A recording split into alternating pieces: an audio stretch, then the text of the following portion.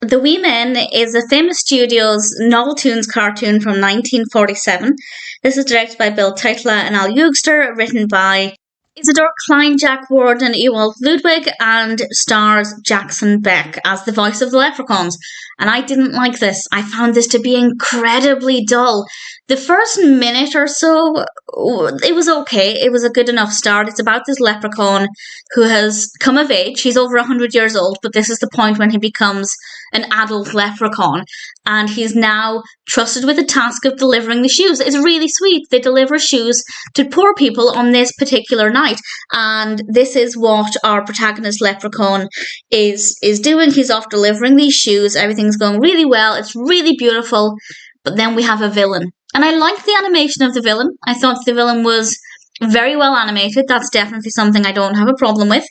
And in fact, all of the characters were well animated. But I feel like once we have the meeting of the villain and the leprechaun, I won't say exactly what happens because I don't want to spoil it in case you decide to watch it. But once we have that encounter, it just became really dull to look at.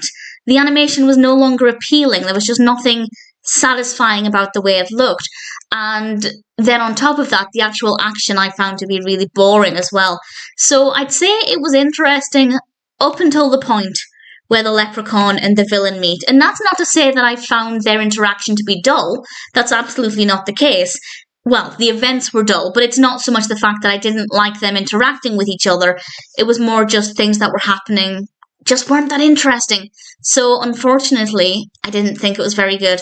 Started off well, but then very quickly went downhill, at least in my opinion.